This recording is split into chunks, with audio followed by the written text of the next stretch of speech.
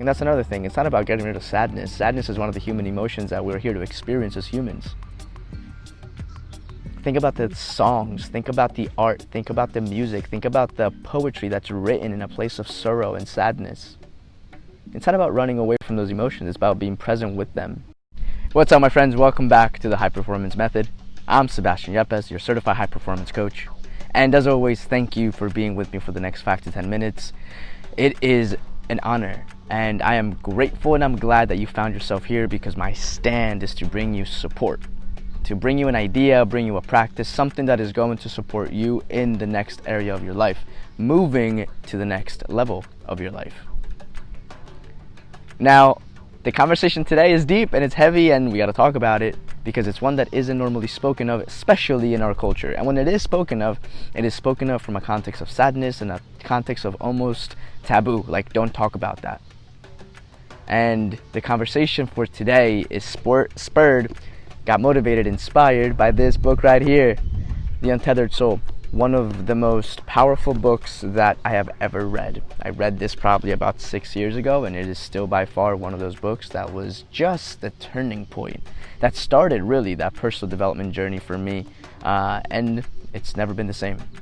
Now, the chapter that was brought to my attention yesterday was chapter 17, and it's contemplating death. Yes, the conversation for today is on death. And really the reason why I started to look into this book, and really the synchronicity of life as it always works brought me to that chapter, is because my grandmother from my father's side just passed away this past Sunday. Now, it's bittersweet. I haven't seen her in a long time, and I never will see her again in this physical time-space reality, and that's okay because she's here. And it's bittersweet because on the other end of it, I'm also in a place of joy. Now, for one, she was in pain. So the fact that she is now no longer in pain brings me joy and has me feel at peace. She was in pain for some time. Her body was deteriorating. She was getting old. Part of life, this cycle. And also, I'm in joy because she's back. She's back home. She's back to the never-ending bliss of oneness. She's back in God's arms, in my opinion. She's back in a place in which she is going to experience love for as long as we know. And by the way, none of this is true. This is just my personal opinion and my personal faith. I do not ask you to believe in what I'm saying. I'm only asking for you to just look at life from a different lens and to explore what's there from there. If it suits you, if it works for you, phenomenal. If it doesn't, phenomenal. Either way, we're all humans. We have the ability to choose. And you, my friend, have the ability to choose whatever you choose to choose. And I honor that. Now, in death, it's the biggest teacher. Death is the biggest teacher that we could ever experience. Let me ask you this. If somebody, let's say an angel came up to you tonight and said, you have 1 week to live, what would you do with the next week? Who would you call? What would you straighten out? Who would you forgive? Who would you call for forgiveness? And this is how it ties into the high performance method, because we're talking about performing here. When death occurs, it's almost like the beginning of life in different ways. I'll tell you this.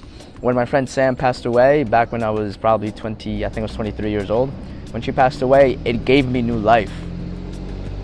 And I will forever be grateful.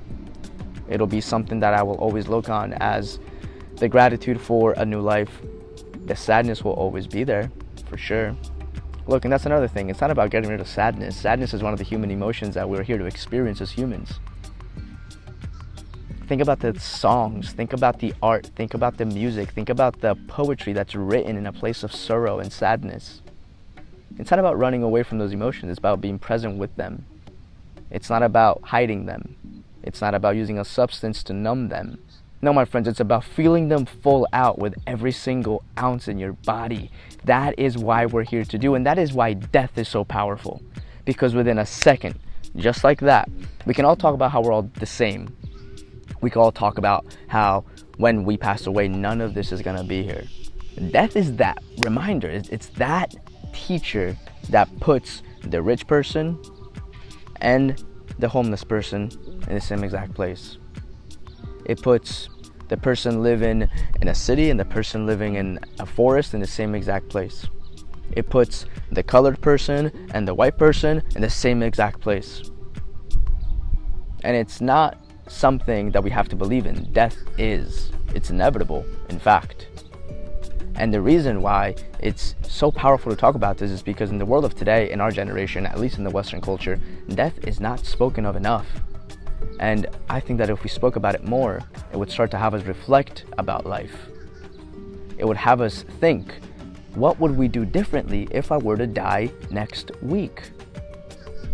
What would I now start to move forward and do if I were to die next week? In the idea of death springs up new life. In the idea of death is created the infinity of life. But we need to experience death. And it doesn't have to be physical death. That is another thing.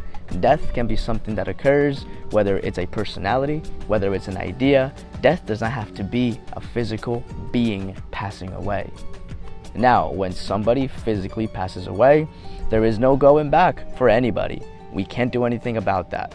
We wish we could. And when in fact we would if we could. And how about that? If we pass away, we would do whatever we could to come back to this life. But isn't that what life is all about? We're born, we age, we die. Isn't the cycle of life exactly that? And this is where, for me, I'm torn when it comes to the technological conversation, because there's people that are trying to get away from that cycle. Now, is it wrong? No, by no means. It doesn't work for me. That's it.